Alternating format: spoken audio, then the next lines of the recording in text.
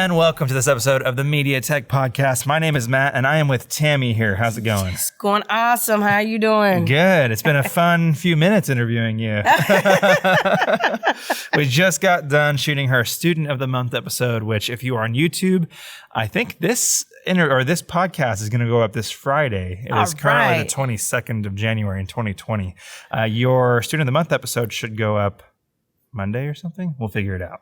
But if you are on YouTube and both of those are up, make sure you go check out her Student of the Month video. It is awesome. By the time you're listening to this, I've spent a ton of time editing it. So yeah, pretty much. So you are in your final semester here, right? Yes, I am. Yeah, digital film. Cool. I want to go over kind of what we talked about in our interview, but just a little more in depth. So you said you grew up in Fort Worth, is that right? Yes, I grew up in Fort Worth. Cool. And tell me a little bit about your upbringing. My upbringing was a single-parent home, family of 6 kids, 1 mom. Gotcha. 6 kids and 1 mom. Yeah. What was like just running around the house must have been hectic. It was never a dull moment in the house. I mean, honestly, we made the best of what we had, and it was some dark times, yeah. It was some hard times, yeah. But my mom did really try to make our life a lot of fun, It was times we actually had to split up when we were in middle school, but like I said, single parent gets rough. Yeah, man. And you said so through that time, kind of trying to stay straight or stay, on the good side of things, that you started getting involved in art and getting creative. We didn't really discuss this when we shot your interview, but what was like the initial spark? Do you remember of what made you first to be interested in sort of a creative lifestyle? Oh, just I've always been creative, but people telling me I can't. I was pretty much sickly growing up. I had asthma. Mom didn't really want me going outside. I love sports. I'm pretty much a tomboy, so my mom always telling me, don't go outside. You can't play sports. You can't do it. It drove me more. So I taught myself how to dribble a basketball. I taught myself how to shoot. I always played with my brothers. I go out there and play football. Poetry, I was always, competing. I was smart. Sorry to toot my own horn. I was a smart kid, but I was a teacher's pet. So yeah, my creativity, and then I was a character. I mean, what can I say? I have a great personality. I've definitely laughed more with your interview than most. So you got into poetry at an early age, and then going into like middle school and high school, did your creative focus shift, or did you get into other hobbies or trades or anything like that? I am going to say this. I am all laughs majority of the time, but there are some dark times. One thing I can say with creativity, you do experience some bad things, and sometimes the bad can be outshined later on by the good. So my creativity was at first, just started out as a not a cry for help, but writing in journals or thinking, oh, my life sucks and why can't it be better? And then I was taught that I can change it and express myself differently, basically. Do you ever look back at those early journals or poetry? Holy crap, I have something. So I have one of my journals that says, so poetic. Yes, I was writing, and I have some jacket journals that my grandmother had bought me. They actually look like little jackets. I got a leather one cool. and a jean jacket. You should check that out. I would definitely let you see those. But oh my gosh, reading some of my thoughts back then, I'm like, this kid is twisted. I went through kind of a similar thing. I started in music, and I used, I guess poetry really, but lyrics is like to try and get over certain things. It's kind of funny looking back at some of those. I'm sure you can relate of like how much darker my thoughts were, in high school and middle school. It was so funny. I would never forget this because this was like 8th grade, 9th grade year. When I say for music, Linkin Park, Metamorphosis. Oh, yeah. Yeah. That one, that whole album, like even when I was mad at my mom, I used to just blast the whole album. If I'm just the angry child, like, oh my God. And now it's so funny because when I listen to it now, if someone makes me angry, or if I'm busy or if I'm actually working on something, I actually listen to it for calming down and to just actually kind of sing. the opposite way, right? Yeah, man. Sorry to side note, it's kind of a bummer subject, but R.I.P. Chester, man. He was. Yes. I honestly think he was the best voice in that kind of music. Yes, he was. Yes. But my last thing to make my mom mad was Papa Roach. Actually. But yeah, that's a whole other story. So when you went through high school, you got into theater some, right? I actually was in theater a little bit. Well, yes, outside of school. Gotcha. So I was in a program with the Boys and Girls Club called Slack Club. Tammy Morgan was the culture enrichment teacher, and she still is my mentor to this day. Wow, that's cool. I still reach out to her for any opportunity. She actually was the one that it's so crazy. Like I did a program for Black History, with David Ruffin. We did some praise dancing. We did some poetry. We did the cultural thing, And for one of my first feature film jobs, it was Miss Tammy Morgan that actually gave me a contact to a director named Channing Godfrey Peoples. Oh, wow. That's cool. And I have always talked to her. She probably thought I was a disturbing child too, but but that's what I mean by my childhood has a lot of effect on my adulthood now, especially the mentors. I have not gotten rid of any of my mentors. If they touched me as a child, they still touch me today. That's amazing. So before we move on from your childhood, really, I want to talk a little bit about how, you see it all over, like kids that grew up in that kind of lifestyle, especially with a lot of kids in a single parent home. A lot of them, it might be difficult for them to find their passion or really use that to ignite success later on. And obviously you broke from that mold. Like, how did you do that? That's pretty amazing. So, I think that I was able to break from it because one, I had my aunt, it was hard at times being in that household. It was. My aunt, Mary Byers, she, in the 7th grade, she asked me if I can help her with her first child. And that's when I started seeing things differently. Because my aunt, she actually went to college, from right out of high school. She was in the corporate world. She had a car, her own apartment. So I'm like, of course, I want to be like her. Mm-hmm. And then also I had mentors with college-bound programs or my AVID teachers, teachers that did things for me. Not only, it's not like it was a sympathy thing, but I truly believe that they felt like there was something special. I had a basketball/math teacher, Miss Tatum, college.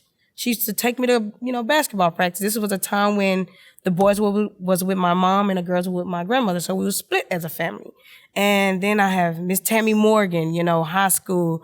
Then I had the college bound, upper bound program where I was able to be shown things outside of my community.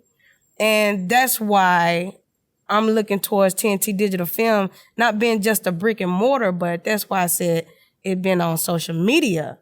Me being able to have a bigger voice. Now I can reach out to those low income. Sometimes it's like there's, if you can look online and say, holy crap, she was in a single parent home. She stayed in the PJs. She had her lights turned out.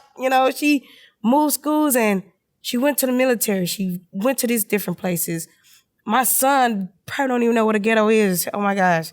Poor baby will not make it in the hood. but I'm middle class. That's great. I'm perfectly content with that. But I know now what is meant by having someone look up to you and say, I want to be like her. Or what is your story? Or your story touched me. This is why I did this. I want that impact on, that young boy, that young girl that feel like they can't make it out or feel like that their home environment is so intoxicating that they can't get out. You can't get out. You can't. And it is so much out there. It's just actually reaching out and going for it, really. You can't let your environment get you down. It's like one of those things is if you do what you can, don't worry about the things you can't handle. You do leave it up to God. You do, trust other people to help you. And as a child, you know, it was great that I had that in my life. And it does take a village to raise a child. It's not just your parents. It's a village. I still believe in that. I know I'm saying my age. Don't be trying to get me. I'm married now. So I'm 32 and I have that village upbringing. You know, with my son, you know, I teach him to be respectful. Any adult, if they correct you, you know, you don't look sideways. You don't be disrespectful. Yes, sir. Yes, ma'am. And you drive on, you know, because you never know who you're going to meet as a child, teenager, and adult that can help you on your path. So. That's amazing. I love it. Very inspiring. I guess going through that, you found the military, right? Oh, no. No, I mean, not as a direct result, but. No. So, trust me, I told you I'm all over the map. So, I found the military because, so, like I said, I was a geek, smart. My mom told me that my freshman year, I could not play any sports. I had to prove to her that I was ready for high school and my grades could not drop. So I found a loophole. Oh, so it was a grade thing. Yeah, I found a loophole. So I did JROTC and I found out that I can do the rifle team, cadet challenge team. It's not sports, but guess what? It's their after school program. Wow, I love it. So it's so crazy that it was a loophole. Basically, I was trying not to go home after school. I just did not want to be at home. But JRTC turned into something that I was great at, I was passionate about, I was good at. And, you know, the discipline was awesome. And, you know, like, why not go to the military? So, when you signed up for that, did you have any idea that would be your long-term future? Hell no. Sorry. No, you're good. You're good. So I was like, let me try it. And then I'm like, it's some good things, you know. It helped pay for college. It was so bad that my college-bound mentor, she was about to kick me out of the program when she found out I joined the military. She was like, I'm molding you to go to college, not to the military. But believe it or not, Mrs. Faust, the college thing has prevailed and the military. So, hey, you can tie the boat, you can tie the two. You can do college and military. So you joined the Army, right? I joined the Army because I was not joining the Marine Corps because my uncle was in the Marine Corps. And I'm just like, you know, they're crazy. You know, I love my military brethren, but they're crazy. Air Force, I was like, well, it's all right. But JRTC, I was Army all the way. So naturally, I went Army. Gotcha. You didn't want to be a pilot or anything crazy like that? Hell no, I'm afraid of heights. In basic training, when we had to do the rappel tower, I was quaking in my boots. Oh my gosh. My drill sergeant literally like, Private, get off my tower. That would be the scariest part for me, I think. Oh my, and you know what? I was 18 when I went to basic and it was scary because of course, never been away from home that long. I'm in Fort Lost in the Wood, which is Fort Leonard Wood, Missouri, and it's hot. Then it got Wait, what did you call it? Fort Lost in the Woods, trust me. You get lost in the woods. I mean, it was times we woke up and we in the field and there's ice on our hooches, which is basically tent. It's a tent, which is your ponchos, just snapped together. Oh my gosh. But 18, you got the discipline. It was different. Physically, it traumatized me. No, it broke me down, but I was an athlete, so I was used to that. You know, it'll break you down physically and mentally, but at the end of the day, you got to know so many new people. It was, oh my gosh, I was getting my own money. I was getting a check. Oh my gosh. That must have been an exciting first thing. Yeah, that was thing. exciting, but all I did was send it back home.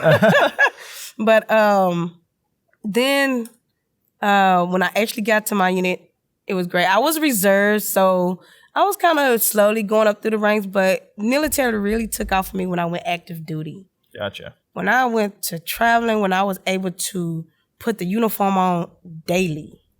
And I knew what I was doing. I was working out daily. 2013, 2014 was my prime. I was in the best shape of my life. And also that's the time I got broke up. So, I mean, you were in for 14 years. 14 years. Wow. God almighty. And so you said you went to Haiti. Yes, I went to Haiti. I love Haiti. Oh, the pictures, the resort, it was phenomenal. Now, of course, yes, it was very sad, being over there with the ruins after that earthquake. We went through Port-au-Prince, but we did most of our missions. We did about 4 missions at Port Salut, 4 different locations. Kind of got a little scary. We had a child, majority of her body was burned. Oh my gosh. And, it was a little riot, the parents hysterical, We did have MP detail linked with us. I was in medical field, went to the medical field. They say a lot. Pray for them guys because they crazy too. But also, when I was with the MTTF, shouts out to the Medical Training Task Force. That was a great experience too. You got a chance to meet different personnel, different people all over the U.S., especially the different units that came through. And, I was able to mature more as an adult. That was my first time being in my own apartment by myself. My child was still back home. No one there to cook my meals but me. Had to learn how to work out, prep my meals, keep my schedule, do schoolwork, go to work, then, find a way to still be mom and get home to my son. So I think I grew up or matured more 2013 through 2015. Wow, that's awesome. Yeah. So thank you for your service, by the way. Oh, thank you for your support. And so when you left the military, was it straight to MediaTech, or what was that like? What was that transition like? Okay, so basically, after I got off active duty in 2015, I went back reserve status. I was so bent on getting back to active duty that I'm like, I'll take a break for a year and I'll get back to active duty. Well, became 100% disabled. I also had a car accident which killed my active duty packet completely medically. That was a devastating period. I became a team mom for my son's team in 2016. Football all the way, so I was a team mom. So I kind of dibbled and dabbled in not working and going to school and being a team mom. So I went back to school, actually. And then I finally got completely out April 2019, right before I came to MediaTech. And that's when I did have the eye-opener. I had a medical separation. Yeah, holy crap, my career is done. What's next? I don't want to sit at home. It's boring to sit at home. I'm not trying to do, security for the rest of my life. I was working on my business degree, and I had some changes in my health, so mentally I had to adjust, so I went online. And doing business online is boring. I don't know if y'all do management posts in business online, but that crap is boring. So I was like, gosh, my life can't be this boring. So thank God my brother was like, Tammy, I found this school I'm really interested in. And I was all about supporting. I'm like, I'll go up there with you. I'll check it out. And whatever you got going on, I'm there to support. And here I am. And thank God, because I am not bored out of my mind. I'm meeting great new people. I'm experiencing new things. And I got my second wind on life. That's amazing. I mean, how did that happen? So you were here touring with your brother for him. Yes. And you ended up coming to the school. Yes. He was here. He's still here, but I'm that great. I gotta always one up my brothers and sisters, so I'm gonna finish before him.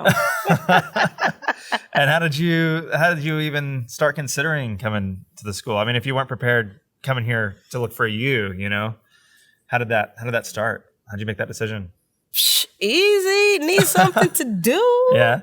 Why not? I mean, I'm gonna put it like this. Look, the military, like I said, you get so many opportunities. If they're gonna pay for you to go get an education, go get an education. Why not be adventurous and say, hey, what if I do this? I mean, I'm getting help with my school payments. I'm getting paid to go. So why not make good grades, get paid, and be the best I can be? That's how I figured. And come to find out, I'm great at this. I'm great at what I do, but you would never know until you try. And why film? Why film? You know what? That's a good question. I figured film would be, I like to challenge myself. And then I like movies. I mean, here lately, me and my son, he been on this whole Marvel kick. I don't know, that Avengers theme song just moved me every time. I love that score. Oh my gosh. So, you know, just to understand why it takes a year or so for these movies to come out, or hundreds of millions of you dollars. know, even just a TV show and you're like, man, I gotta wait a week. Oh my gosh, now I'm like, you know what? I'm not even mad. I'll check you out on Monday, you know. So you mentioned Marvel. What's your favorite Marvel movie? Are you interested in them too, or is it just your son you're saying? No, let me tell you, when you're raising a boy, my son is 12 now. If you're not into superheroes, moms, get with it. But no, I mean, I love superheroes too. We watched, you know, Captain Planet, you know, X-Men. We watched all that when we was kids. So my favorite, you know, it's just the Avengers movies. When they come together, I like the individual stories. Yes, I have watched them so much that I can probably quote quite a few of them. But to actually be involved, I think like every year for my son's birthday, I was trying to pick another. We did Hulk, Thor, even Transformer. I love Transformer. I love a good action movie. That's awesome. I love good action, comedy, and romance. Remember that. It's amazing when you think about the Avengers movies, like how well they're able to write everybody together and not forget about anybody. And I think that Marvel does that quite a bit better than DC, unfortunately. Oh my gosh, I'm so with you on that. I'm sorry. Team Marvel. Oh, me too. Except though, Shazam was amazing, and I'm totally blanking with Gal Gadot. What's the Wonder Woman? Oh, Duh. yes, yeah. Okay, yes, Wonder Woman. Yes, love it. I mean, female director too. Who wouldn't like Wonder Woman? Come on, great. Women beating up people. It is what it is. With a female director too. With a female, I'm such a huge, amazing movie. It doesn't happen enough. I better watch out, man. We taking y'all by storm. I'll go ahead and quit now. But yeah, you know, when they did the Superman versus Batman deal, I was just like, you know, we know Batman's story, we know Superman's story. Come on, this new generation needs to get with the program. Why tell us all over again, make this drawn out movie? I feel like I was watching Titanic all over again. What's your favorite movie of last year, 2019? Of last year, 2019. Gosh, that's a good question. Mine's easy. I can go first if you like. Please. 1917. I don't know if you've seen it yet. No. It's the World War I movie. It came out on like December 26th, so it's like almost cheating, but it's amazing. It's all told with just one shot. I watched so many movies. I'm sorry. I'm a Lion King fan. That's my ultimate favorite Disney movie. And to see that come to life, I was like ecstatic. So that was one of them. Aladdin was pretty good too. I just recently watched it, but I still haven't finished watching it because my kids was like, "Oh, I don't like it." So I didn't get the chance to finish watching that. I did watch Gemini Man. I checked that out. Was that good? That was good. That was weird. Yeah. We had saw it at a higher frame rate. That was weird. But I love Will Smith. Yeah, me too. Oh my gosh, there's so much that came out. Yeah, there was a lot. The Endgame came out. Of course, you know, of course. I go watch that. That was a tearjerker ending for sure. I watched Shazam. Shazam was good. Yeah. You know, if it's a corny humor, I'm there. Did you know that director actually started making short films on YouTube a couple of years ago? The guy from Shazam, that's where he started, was YouTube. Oh my gosh, for a film student, I need to get up on my game on everything I watch. You'd be surprised. Sometimes I don't even remember if I tied my shoe earlier today or not. Well, awesome. We need to wrap up fairly soon, but let's talk about the film that you guys are doing. So you're in your final semester, and here at MediaTech, in your final semester for film, you have to make a short film as a class. Yes. And so that starts, at least when I was here, it started with everybody writes a script that wants to write a script. Yes. And then you guys vote on them. Is that how it happened this time? That's exactly how it happened. We all turned in scripts who wanted to turn in scripts. And what we did was we all did a table read. Basically, we took each script. Everybody got a character or two or three maybe, and we pretty much read the script. And we voted. It didn't take us long. Everybody had great scripts, but, you know, our class is like, we got this. So we end up picking Jordan Jewell, great guy, great writer. It's called Life Stream. And basically the movie it follows character Dean, and his life. Is mediocre guy, you know, working at a dead-end job, and takes a turn when he finds out that his life is on the dark web. It's been streamed on the dark web. Like live streamed on the dark web. Live stream on the, can you imagine? Sounds like a Black Mirror episode. Yeah, just looking up and like, holy crap, people are watching me right now. Oh, kind of like terrifying. a podcast. But it's like the audience get to decide like what happens to him. And he got this major fan base, and that's what kicks the movie off. It's great. We actually got a casting call going on. So if this does hit Tuesday on the 28th and MediaTech. Awesome. From 4 to 8. Come on. We love to see what talent we have. MediaTech Dallas. Let's be. Dallas. The Dallas not one. Houston, don't Dallas. show up to Houston on Tuesday looking for a part. Man, please don't. But it's great. It's great. But I am going to say this. Please visit our website. We do have a website. 715pro.com. We'll put that in the description as well. Yes, please. You have to check it out. Support us. That's all we want. We're looking to have a great time and enjoy this experience for our last semester. And what's your role on the film? My role, I am the unit production manager and the assistant director. I'm one of those people that I joke, but I can be very strict. I am very organized. I am meticulous. And I do not like for people to waste my time. Spoken like a true military. Well, awesome. What's in store for you in the future? I want to expand TNT Digital Films. So I am working on a website for that. I am hoping to get the DBA registration done. I am looking to expand on that because, you know, like I said, you heard it. I mean, I had one of them crazy lifestyles, but didn't break my spirits. And there's a lot of other young ones out there that sometimes they need somebody to help them. I love it. Good note to end on. Well, thank you so much, Tammy, for being on the podcast. If you're interested in a film, in digital film, or perhaps recording arts, they have acting and makeup now as well, animation, web design, mobile app design. Check out MediaTech.edu. That is a really awesome school, a really amazing launch pad. And Yes. I am biased. I did go here, but I truly love this school. You're in and out typically in about a year, Yes. depending on what program you do. And I had my first job in the field within like 2 months, and I'm definitely not alone. So again, MediaTech.edu, and check out the links in the description to check out Tammy and her film that they're working on right now. It's called Livestream, you said, Yes, right? Livestream. And here in a couple months, you may go get to see it. So, Oh, yeah. Yeah, so definitely check that out. And we'll see you guys again next week with another podcast.